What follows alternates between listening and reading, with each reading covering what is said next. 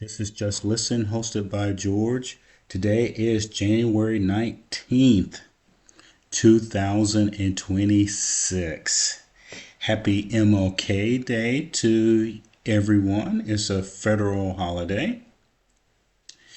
And I would like to push again getting uh, my subscribers to send my podcast to other people and let them take a listen to it. And like I told you, I do a live podcast on local and state in Illinois issues, and this is an election year, so as you know, I'm very excited about that. The podcast live is Mondays, Wednesdays, and Fridays, 10 o'clock to 10:30. So a lot of excitement in 2026. Okay, so today I want to talk about the U.S. federal government policy on states' voting laws. I want to look at the current policy. I want to look at what states are doing that are affected by the federal government shift, and also some information that on individual states that you may or may not know. Okay, so in 2025 and 26, so we just started 2026, federal policy has shifted toward a greater emphasis on citizenship verification and the integrity of voter rolls. That's all that the federal government is doing. So, executive orders. A 2025 presidential executive order directs federal agencies, including the Department of Homeland Security, to assist states in verifying the citizenship of registered voters using systems like SAVE. Well, what is SAVE? Well, a SAVE Act would require documentary proof of citizenship for federal voter registration. Now, if you will remember, several years ago, voting rights came up in the past, and the focus was on verifying somebody's identification. So this has morphed since we have more people in the country, because in the last 4 years, there has been a mass exodus of people coming from their countries, exiting, and then coming into the United States of America. So this is where we're currently at. So, voter list maintenance. Federal policy requires states to implement uniform, non-discriminatory programs to remove ineligible voters, right? So, an example given is people who have died or people who have moved. And then, under this context, also, that would include undocumented people who are in the country in about 5 or 6 states where the numbers are high. So that's the criterion. So the Department of Justice offered states confidential details to assist in removing flagged ineligible voters from the rolls. Well, this is an example of why they had to do that. So the states pushed back at first and said any information on people voting you can't get access to because it violates their right to privacy. That's when the government had to change the law of this act and then put in language where they were assisting. Now, I want to look at something called the Electoral College for a second. Voting relates to, in federal elections for the president, in electoral votes. As you are aware, we elect a president based on electoral votes. So currently, number one is California with 54 votes. Next is Texas with 40, Florida 30, New York 28, Illinois 19, and they are tied with Pennsylvania.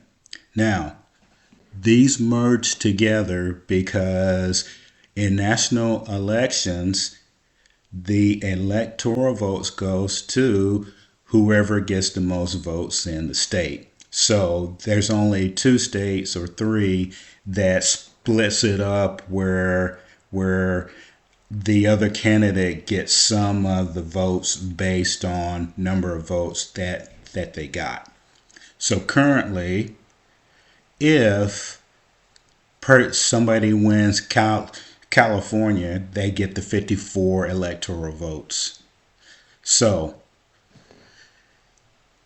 there is thinking that in some of these states that people are voting illegally. And so this is why the policy is being put in place.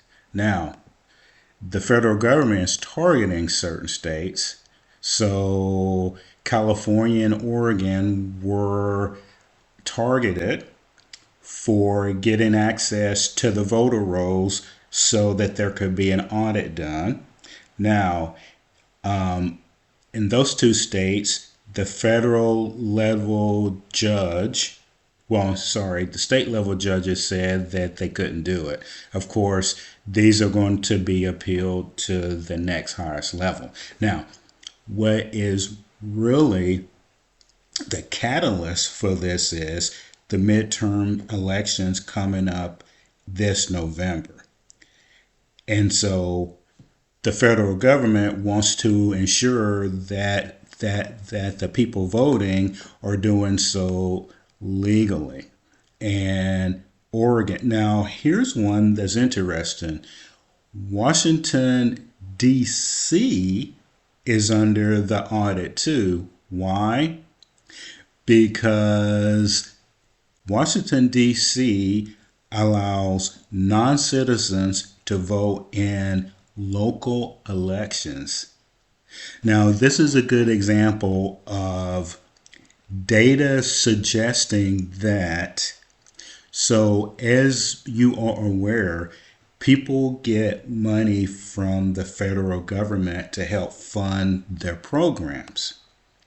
Now, if the candidate running for office is trying to get more money for people, for example, non-citizens living in their district, once they get elected, they can do it through legislation. And this is something that the mainstream media is not even talking about. It's not on anybody's radar, but apparently mine. And it's not just in DC. There's another example of it too. So are you aware that Arizona and New Mexico have significant undocumented populations? Now, the way, and these are border states, and in the past, they were on the radar for people coming in from the South American countries and Mexico into the United States. Here's something that's interesting. The way that they are doing it. Now, Arizona is actually doing something pretty amazing. Here's what Arizona's doing. So, Arizona policies focus on deterring unauthorized residents through criminal penalties and strict verification. Now, as far as I know, they are the only big state with people coming into their state illegally that's doing this. So they had something called Proposition 314. Okay. Makes it a state crime for non-citizens to enter Arizona outside of official ports of entry. And as of early 2026, the provision allowing local police to arrest suspects for illegal entry remains pending to the U.S. Supreme Court. But the state passed it, but the Supreme Court has to affirm it. Public benefits and fraud.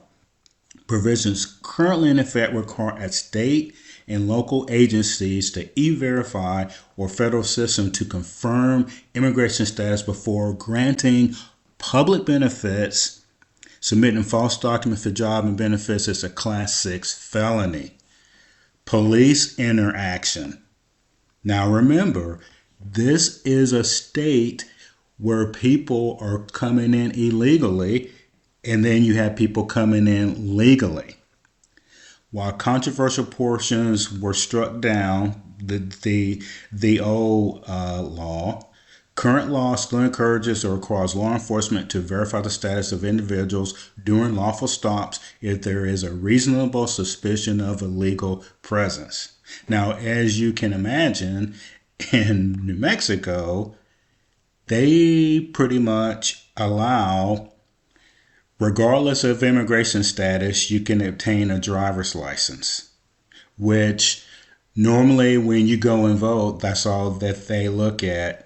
They also look at if you're on a voter roll, but you can do that by registering with that same license. Okay. And then the governor of New Mexico repealed the Immigration Safety Act, and she changed it where they banned local governments from entering or maintaining a contract with ICE for immigration detention. That was one of the things that she did.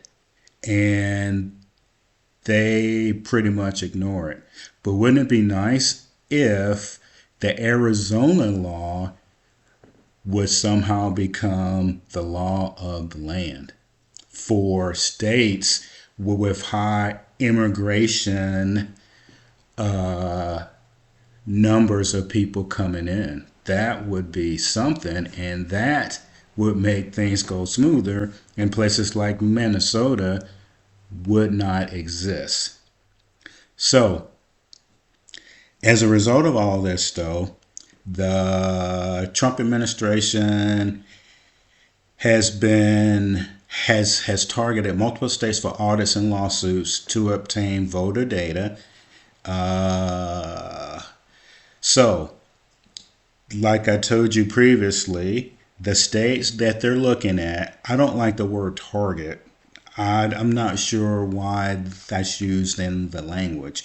I like audits. So, to get audited. Okay, California, like I told you. Also, a new one would be Washington State. And the big one is Minnesota. And then also, believe it or not, Texas has one of the highest influxes of non-citizens in the country. And when they followed the federal government's audit process with verifying voter rolls, they found 2,724 potential non-citizens. Some other states that did it were Ohio and also Pennsylvania and Georgia. Now, these audits proved that it wasn't high numbers of people doing this, which meant that the process works, meaning the process of the government doing an audit, the state complying and saying, okay, you've done your audit, nobody is voting illegally, meaning non-citizens. If the other states would do that, like Minnesota, maybe there would be, and this is their word, de-escalation from where they're at right now. And also, we have to look at, so there's a case going on now, Louisiana versus Callis. The Supreme Court is currently deciding whether Section 2 of the VRA, which prohibits racially discriminatory voting practices, remains constitutional in the context of redistricting. That's important too, from the perspective of Can the federal government do audits on voter rolls? And sidebar of this is, can non-citizens vote in local elections? That's the other thing that no one is talking about, because as I said earlier, that points toward electing people who are going to get you the funding for benefits that you might not be authorized to get. And also, the bigger question is, if you ask questions about somebody's eligibility to vote, is that in itself cause for the other side to say that you are discriminating against them, even though if you're a non-citizen, you don't fall within the U.S. jurisdiction in the first place? So think about all of those things. This is Just Listen, hosted by George. Let me know what you think.